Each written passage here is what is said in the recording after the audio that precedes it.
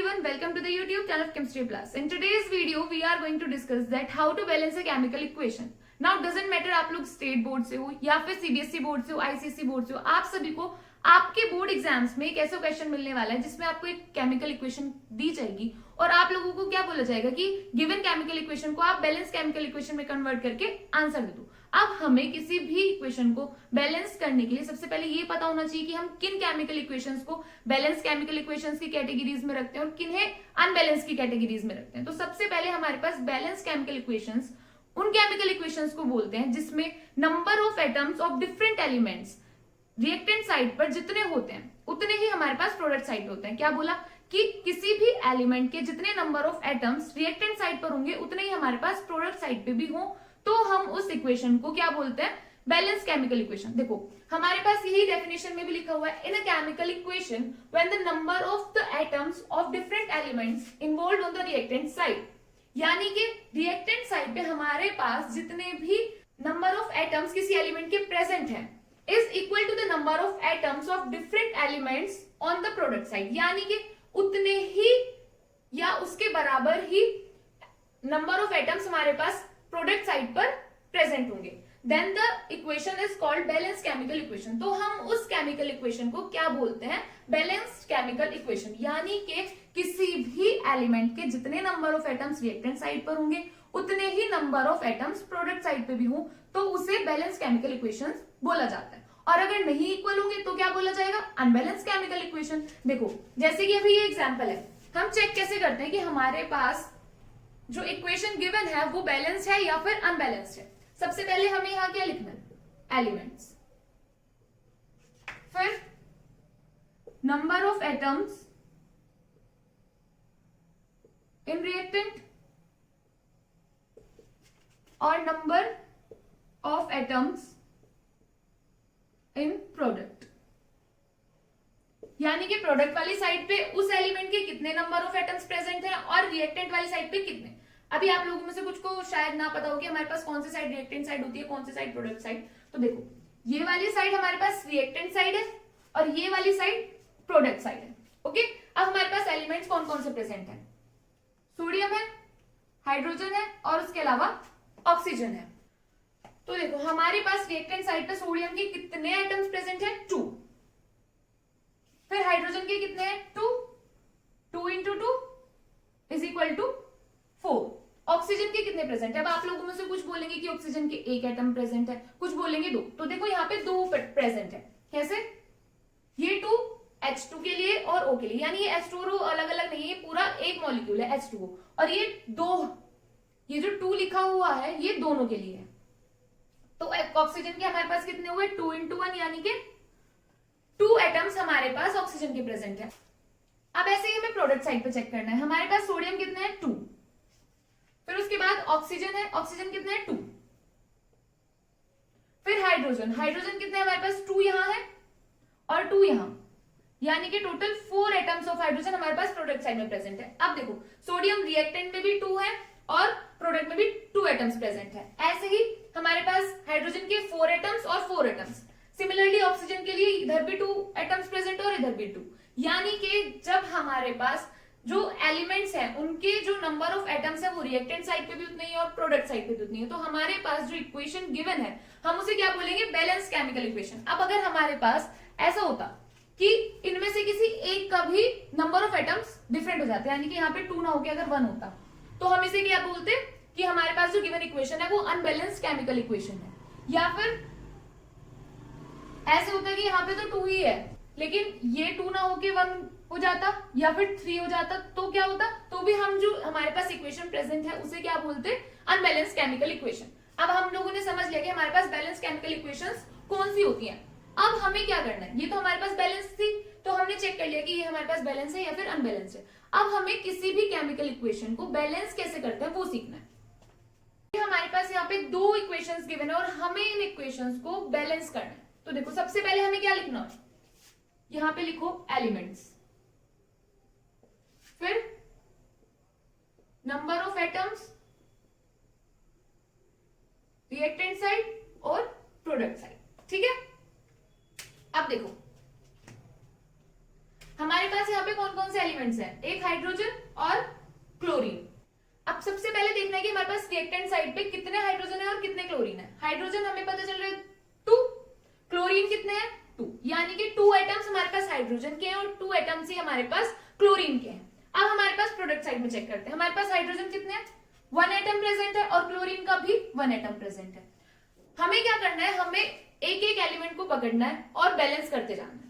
अब देखो हमारे पास सबसे पहले अगर हमने हाइड्रोजन पकड़ा तो हाइड्रोजन के पास इधर 2 है, हमें इधर भी 2 चाहिए, तो हमें क्या करना पड़ेगा मल्टीप्लाई 2। प्रोडक्ट साइड में पूरे में 2 से मल्टीप्लाई कर दिया तो हमारे पास कितने कन्वर्ट हो गए 2, 1 से 2 में कन्वर्ट हो गए। तो अब हमारे पास जो इक्वेशन है वो क्या हुई H2 प्लस Cl2 और HCl, यहां पे हमने लगा दिया 2।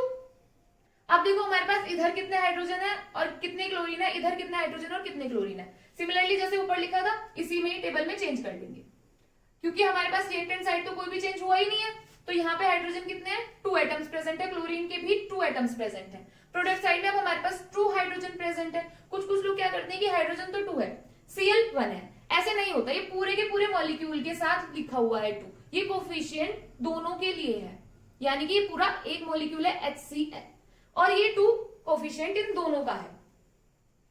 तो यहाँ पे हमारे पास क्लोरीन कितने हैं 2, हमें और कोई चेंज करने की जरूरत ही नहीं है, क्योंकि हमारे पास जितने नंबर ऑफ एटम्स किसी भी एलिमेंट के रिएक्टेंट साइड पे उतने ही नंबर ऑफ एटम्स कहाँ है प्रोडक्ट साइड पे, यानी कि हमारे पास ये वाली जो इक्वेशन है ये क्या हुई बैलेंस्ड केमिकल इक्वेशन।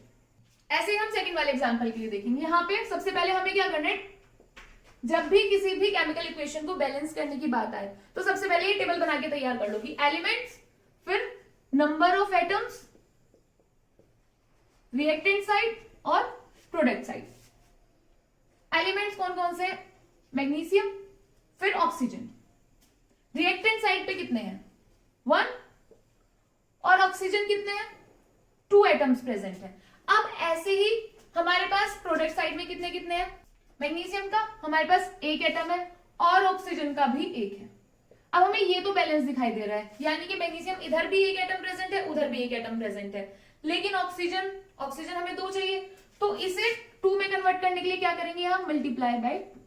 तो ऊपर वाली इक्वेशन को कैसे लिख देंगे Mg plus O2, 2 MgO। Change क्या किया हमने, ये स्टोइचियोमेट्री चेंज कर दी। अब हमारे पास इस वाले टेबल में रिएक्टेंट साइड तो कोई चेंज नहीं हुआ, प्रोडक्ट साइड क्या हुआ, मैग्नीशियम 2 हो गए, हमें 2 ही चाहिए थे, लेकिन ऑक्सीजन भी 2 हो गई। अब हमारे पास ऑक्सीजन तो बैलेंस हो गए, लेकिन मैग्नीशियम ये बैलेंस नहीं है, तो अब हम क्या करेंगे रिएक्टेंट साइड पे चेंज करेंगे, इधर मल्टीप्लाई बाय 2 कर देंगे, यानी कि यहाँ 2 ले लेंगे, 2 Mg प्लस O2, उधर 2 MgO। अब हमारे पास रिएक्टेंट साइड पे भी 2 एटम्स है मैग्नीशियम के, प्रोडक्ट साइड पे भी 2, रिएक्टेंट साइड पे ऑक्सीजन के 2, प्रोडक्ट साइड पे भी 2, यानी कि ये वाली जो इक्वेशन है हम इसे क्या बोलेंगे बैलेंस्ड केमिकल इक्वेशन, और ये जो ऊपर वाली है इसे बोलेंगे अनबैलेंस्ड केमिकल इक्वेशन। अब देखो नेक्स्ट एग्जांपल, यहाँ पे हमारे पास ये दोनों इक्वेशंस हैं, दोनों की दोनों साफ साफ दिखाई दे रहा है कि अनबैलेंस्ड केमिकल इक्वेशंस हैं। तो सबसे पहले हम इन्हें बैलेंस करने के लिए क्या करेंगे, elements, number of atoms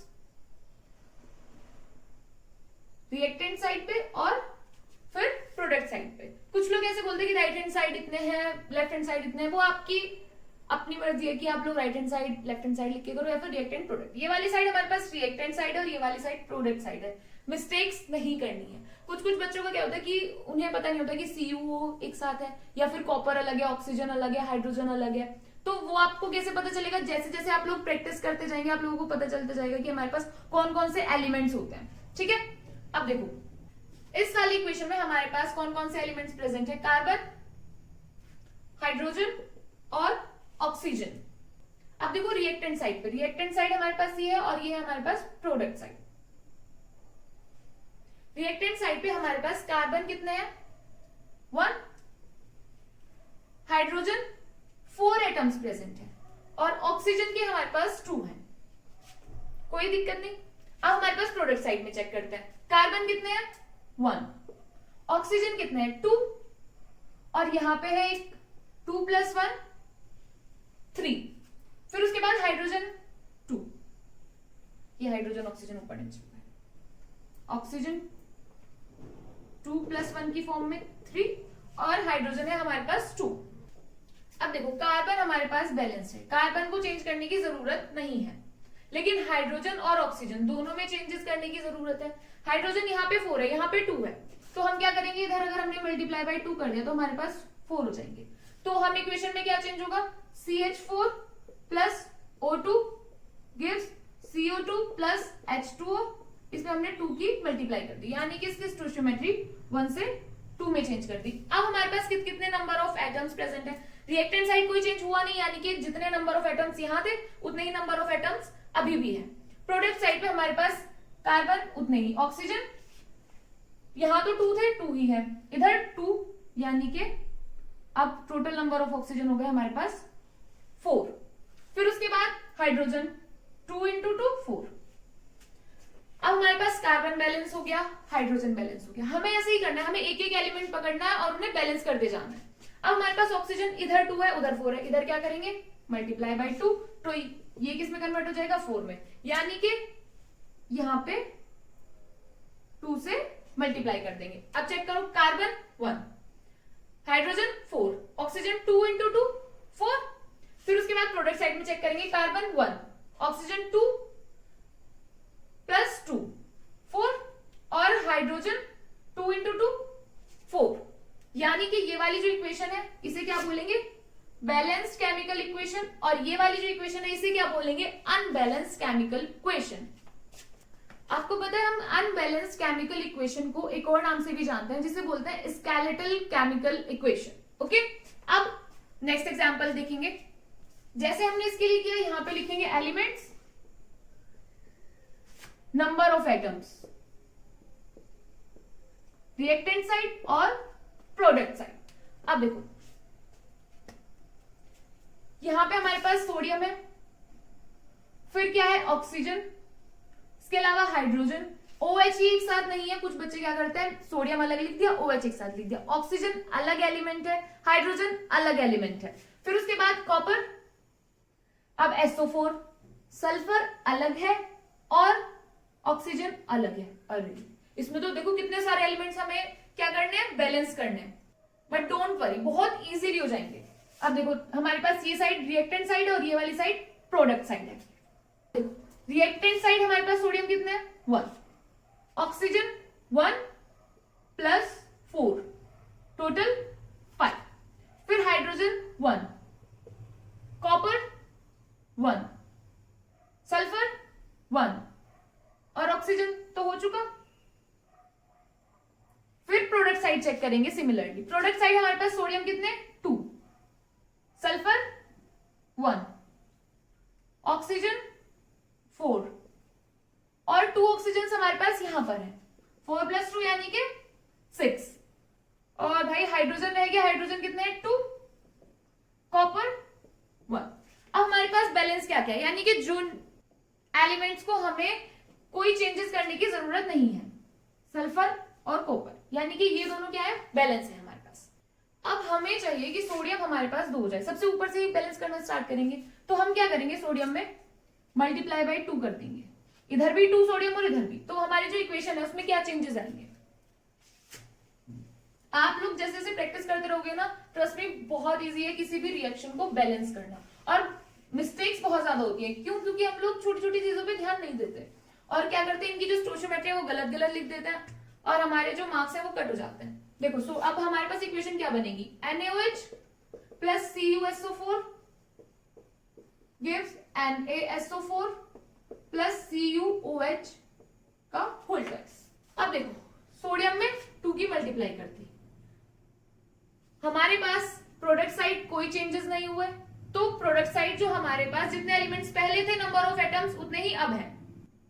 reactant side क्योंकि चेंज हुआ है तो यहाँ पे चेंज करेंगे, सोडियम हो गए 2, ऑक्सीजन कितने हो गए 2, यानी कि जहां 1 थे वहां हो गए 2, और ये कितने हो गए 2 + 4 6, हाइड्रोजन 2 यानी कि लो भाई, और ये क्या देख रहे हैं हम कि इधर सिर्फ एक स्टोइचियोमेट्री चेंज करने से सिर्फ हमने सोडियम बैलेंस किया और हमारी पूरी की पूरी रिएक्शन क्या है, बैलेंस हो गई।